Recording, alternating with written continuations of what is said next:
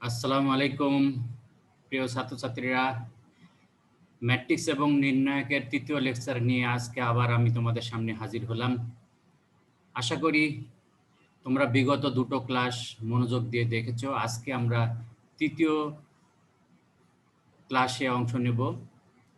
তো প্রথম দুটো ক্লাসে আমরা ম্যাট্রিক্সের প্রথম অনুশীলনী সম্পন্ন করেছি। সেখানে যে প্রবলেমগুলো ছিল তোমরা সেগুলো সমাধান করেছো আমি বিশ্বাস করছি। তো আমরা আজকে নির্ণায়ক নিয়ে কথা বলবো। প্রথমে নির্ণায়কের সংজ্ঞা আমি দেব। নির্ণায়কের সংজ্ঞা সেটা হচ্ছে যে নিয়মের দ্বারা প্রত্যেকটি বর্গ ম্যাট্রিক্সের জন্য এক একটি সংখ্যা বা মান পাওয়া যায় তাকে নির্ণায়ক বলে। অর্থাৎ বর্গ ম্যাট্রিক্স, এখানে কিন্তু বর্গ ম্যাট্রিক্স লাগবে। নির্ণায়কের ক্ষেত্রে ম্যাট্রিক্সটাকে বর্গ হতে হবে। সেই বর্গ ম্যাট্রিক্সটাকে আমরা একটি নিয়মের মাধ্যমে সেই বর্গ ম্যাট্রিক্সের একটা মান আমরা পাবো। সেই নিয়মটাকেই আমরা নির্ণায়ক বলতেছি। অর্থাৎ বর্গ ম্যাট্রিক্সের একটা নির্দিষ্ট মান পাওয়ার জন্য যে নিয়ম, হ্যাঁ, তাকেই আমরা নির্ণায়ক বলতেছি। তো নির্ণায়ক আবার কেউ কেউ বলে থাকেন যে কতগুলো সংখ্যাকে সমান সংখ্যক সারি এবং কলাম আকারে লিখে, হ্যাঁ, দুটো সমান্তরাল সরলরেখা দ্বারা সীমাবদ্ধ করলে যা পাওয়া যায় সেটাকেই নির্ণায়ক বলে। তো আমরা ওইভাবে বলতে চাইছি না। আমরা বলতেছি যে একটা বর্গ ম্যাট্রিক্সের মান পাওয়ার জন্য যে নিয়ম আমরা অ্যাপ্লাই করব সেই নিয়মটাই হচ্ছে তোমার নির্ণায়ক। তো একটা উদাহরণ দেওয়া যাক। ধরো এ একটা ম্যাট্রিক্স। এই ম্যাট্রিক্সের দুটো সারি দুটো কলাম আছে, হ্যাঁ, এটাকে দুই ক্রমের ম্যাট্রিক্স বলা হয়। এর নির্ণায়ককে এভাবে লিখবো আমরা, ডিটারমিনেন্ট অফ এ মানে ডেট এ, মানে এ তো একটা ম্যাট্রিক্স, তাকে ডিটারমিনেন্ট অফ এ, এবং তাকে এইভাবে দুপাশে দুটো সমান্তরাল সরলরেখা দিয়ে আবদ্ধ করা যায়। এটাকে আমরা অ্যাবসলিউট ভ্যালু বলবো না, এটাকে বলা হবে ডিটারমিনেন্ট অফ এ। হ্যাঁ, determinant of A equal to, দেখো ম্যাট্রিক্সের দুপাশে থার্ড ব্র্যাকেট ছিল, এখানে হয়ে গেল হচ্ছে দুটো সমান্তরাল সরলরেখা।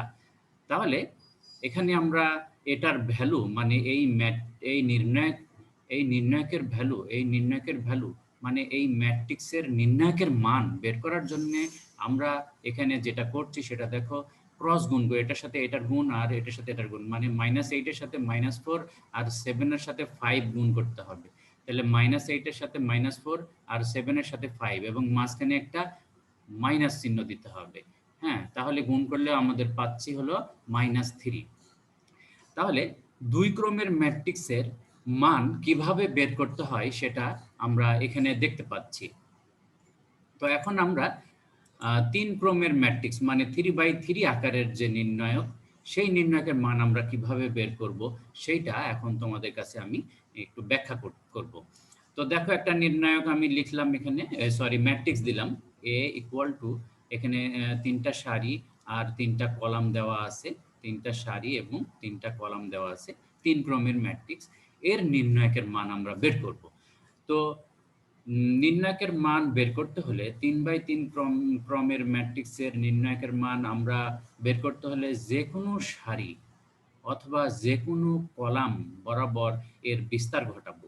দেখো আমি বলছি বিস্তার ঘটাবো, তাহলে যে কোনো সারি বরাবর, যেমন এটা প্রথম সারি, এটা দ্বিতীয় সারি, এটা তৃতীয় সারি, এটা প্রথম কলাম, এটা দ্বিতীয় কলাম, এটা তৃতীয় কলাম।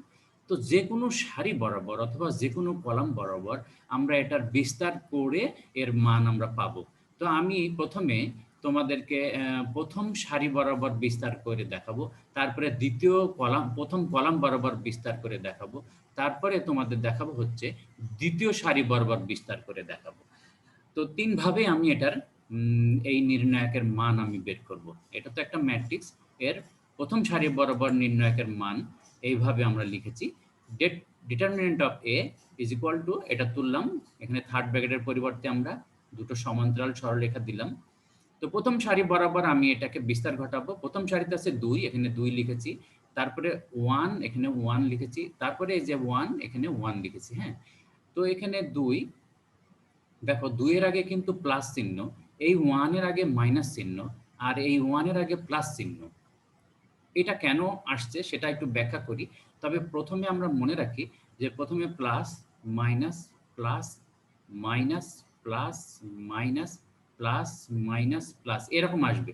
অর্থাৎ এই যে তোমার নির্ণায়ক, এই নির্ণায়কের প্রথমে plus, minus, plus, minus, plus, minus, plus, minus, plus মানে একটা প্লাস একটা মাইনাস কিভাবে আসবে এটা তার ব্যাখ্যা আমি দেব।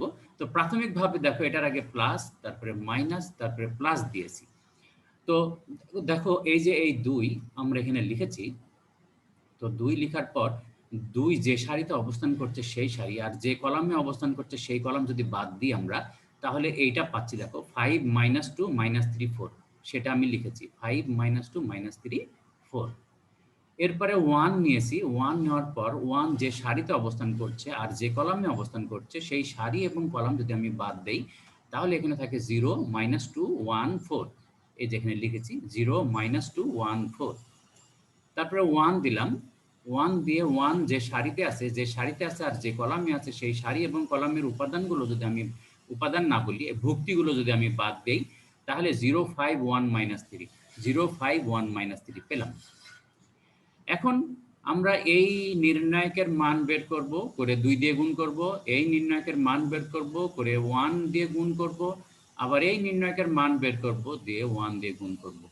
তো এই নির্ণায়কের মান বের করা আমরা জানি যে এখানে 5 এবং 4 গুণ করতে হবে, -3 এবং -2 গুণ করতে হবে এবং মাঝখানে মাইনাস চিহ্ন দিতে হবে।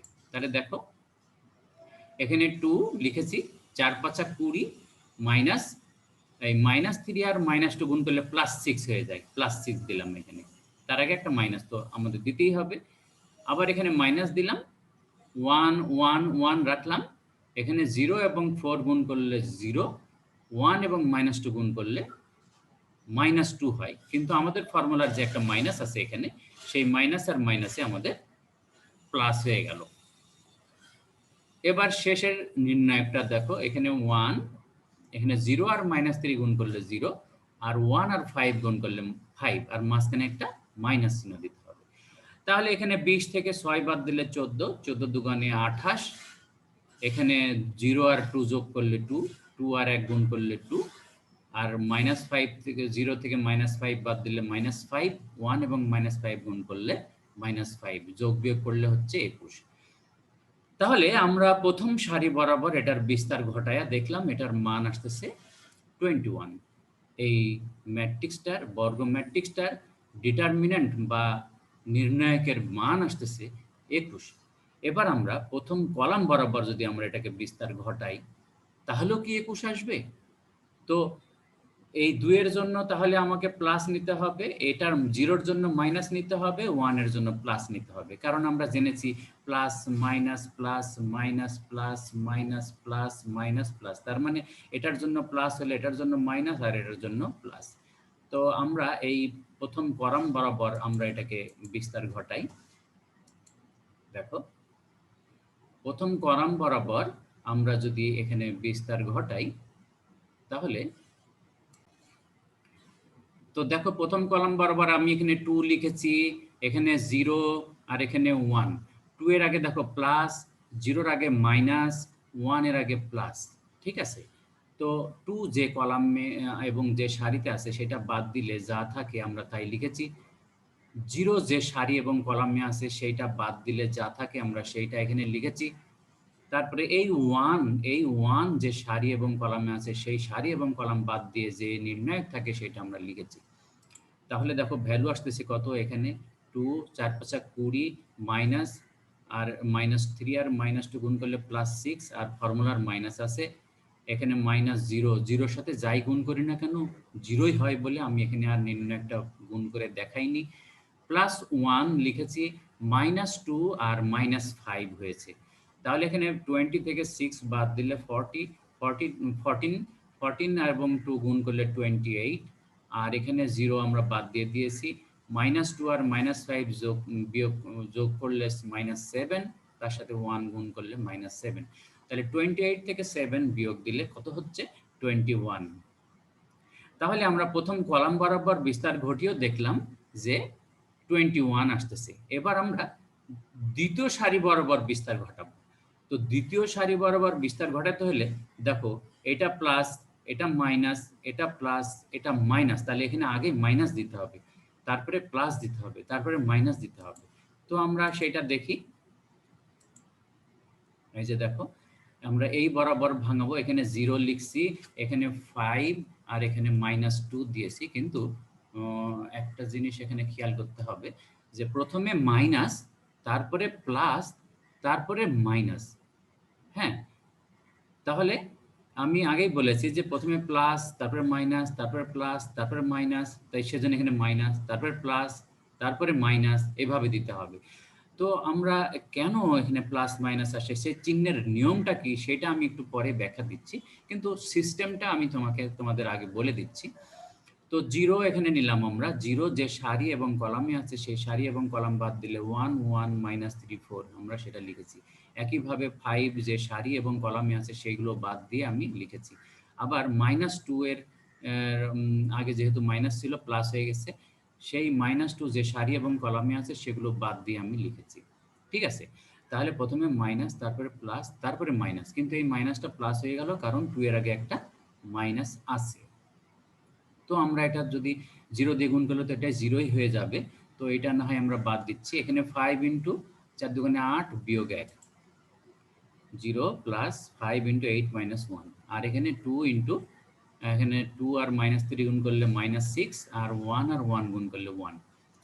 তাহলে এখানে দেখো 8 থেকে 1 বাদ দিলে 7, তাহলে 5 7 35 হচ্ছে এখানে। আর এখানে -6 আর -1 যোগ করলে -7, 2 আর -7 গুণ করলে -14, তাহলে এটা যোগ বিয়োগ করলে কত হচ্ছে 21।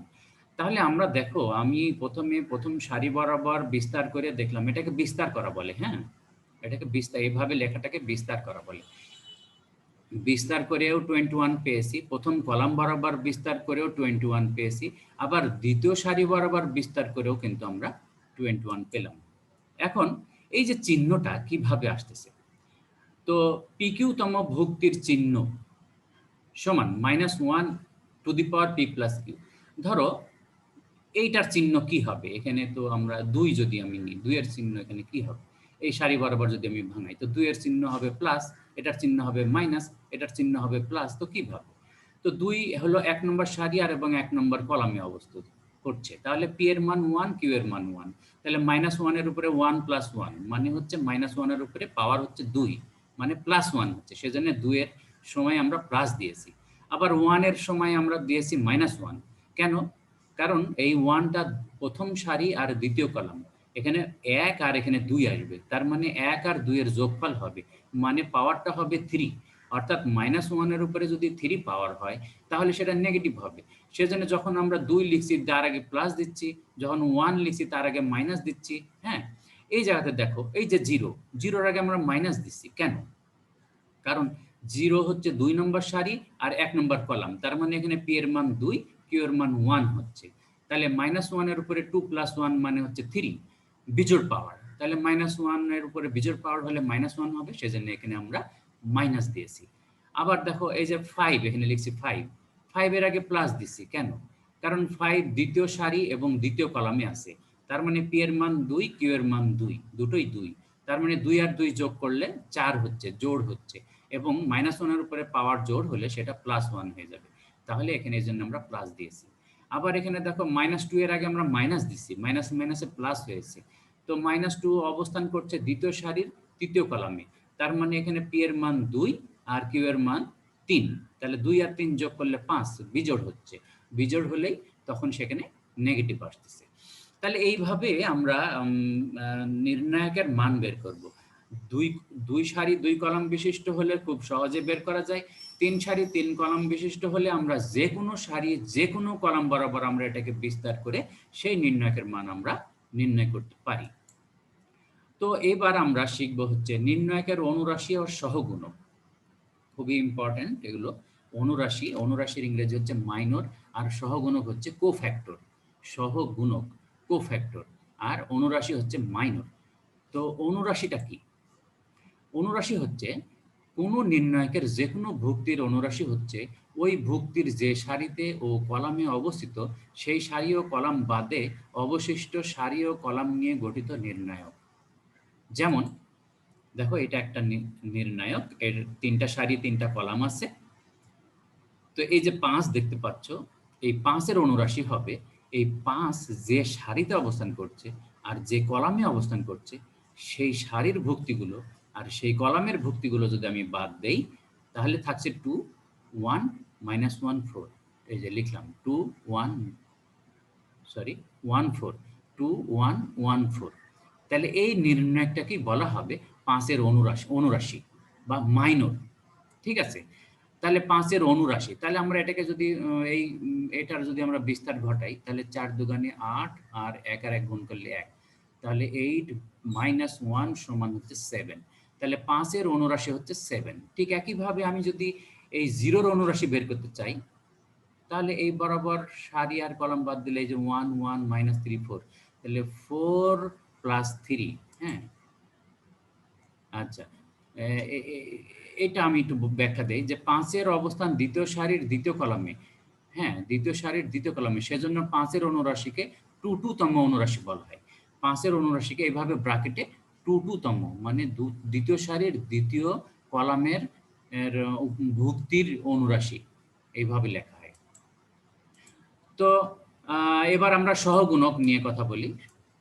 সহগুণক কোনো নির্ণায়কের যেকোনো ভুক্তির অনুরাশির পূর্বে যথাযোগ্য চিহ্ন বসালে তাকে ওই ভুক্তির সহগুণক বলা হয়। মানে অনুরাশি আগে নির্ণয় করতে হবে। সেই অনুরাশির আগে প্লাস অথবা মাইনাস একটা যেকোনো একটা বসবে। হ্যাঁ? বসাইলে সেইটাই হয়ে যাবে হচ্ছে সহগুণক। তো কোথায় প্লাস বসবে, কোথায় মাইনাস বসবে সেটা নির্ভর করছে যে, যে ভুক্তির তুমি অনুরাশি নির্ণয় সহগুণক বের করছো সেই ভুক্তি কয় নম্বর সারি আর কয় নম্বর কলামে অবস্থান করছে সেইটার উপরে। তাদের তাদের উপরে নির্ভর করছে। একটা উদাহরণ দেওয়া যাক। যেমন দেখো, এটা একটা নির্ণায়ক। এর ২ তম সহগুণক মানে যে দেখো ২ মানে কি? ২য় সারি আর ২য় কলাম মানে ৫ এর সহগুণক।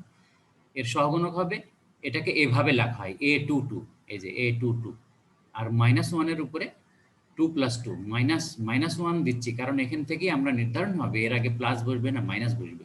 কারণ আমরা আগেই বলেছি যে অনুরাশির পূর্বে যথাযোগ্য চিহ্ন বসাইতে হবে। তার মানে হয় প্লাস হলে প্লাস বসাতে হবে, মাইনাস হলে মাইনাস বসাতে হবে। তো আমার এখানে প্লাস আসতেছে। তাহলে এই ৫ এর সহগুণক হচ্ছে, এখানে একটু ভুল হয়েছে, ৪ দুগুণে ৮ বিয়োগ 1 হবে। আমি এটা ঠিক করে দিই। তো আমি এখানে ঠিক করে দিলাম। দেখো ৪ দুগুণে ৮ আর এখানে 1 আর 1 গুণ করলে 1 এবং 8 থেকে 1 বিয়োগ দিলে হচ্ছে 7। তো এখানে -1 এর উপরে পাওয়ার 4 আসতেছে বলে এখানে আমরা প্লাস চিহ্ন ইউজ করেছি। তো এখানে দেখো যে 0, এই যে 0 এর সহগুণক মানে 0 আছে কয় নম্বর সারিতে? ২ নম্বর সারিতে। তাহলে এখানে ২ আর ১ নম্বর কলামে, সেজন্য এখানে 1। তাহলে 21 তম সহগুণক মানে 0 এর সহগুণক বা 21 তম সহগুণক A21 এখানে যা আছে সেটাই হবে। A21 সমান -1 এর উপরে এই ২ এবং এই ১ মানে ২য় সারি এবং ১ নম্বর কলাম। এই ২ এবং ১ যোগ করা লাগবে। তারপরে ওই 0 যে সারিতে অবস্থান করছে সেই সারি এবং যে কলামে অবস্থান করছে সেই কলামের ভুক্তিগুলো বাদ দিতে হবে। দিয়ে যে নির্ণায়ক হবে সেইটা লিখতে হবে। লিখার পর দেখো এখানে -1 এর উপরে পাওয়ার বিজোড় আসতেছে বলে এটা এখানে মাইনাসই হবে। হ্যাঁ? আর এখানে ৪ আর ১ গুণ করলে ৪ আর -৩ আর 1 গুণ করলে +৩ হয়ে যাচ্ছে। কারণ মাইনাস মাইনাসে প্লাস একটা ফর্মুলার মাইনাস আছে। তাহলে 4 এবং 3 যোগ করলে -7 হচ্ছে। তাহলে আমরা সহগুণক এবং তোমার কি বলে অনুরাশি এবং সহগুণক কিভাবে নির্ণয় করতে হয় এবং কাকে বলে এদের পার্থক্যটা কি সেটা আমরা নিশ্চয়ই বুঝতে পারছি এতক্ষণে। তো এখন যেকোনো নির্ণায়কের ক্ষেত্রে তোমরা সহগুণক এবং অনুরাশিগুলো নির্ণয় করতে পারবা বলে আমার বিশ্বাস। এবং যেকোনো ম্যাট্রিক্সের বর্গ ম্যাট্রিক্সের তোমরা ডিটারমিনেন্ট বা নির্ণায়ক বের করতে পারবা। নির্ণায়কের মান বের করতে পারবা। তো আশা করি তোমরা আজকের লেকচার ভালোভাবে বুঝতে পেরেছ। আমরা সামনের দিনে নির্ণায়ক নিয়ে আরো বেশ কিছু আলোচনা করব। তারপরে প্রবলেম সলভ করতে যাব। তো সেই পর্যন্ত সবাই ভালো থাকো।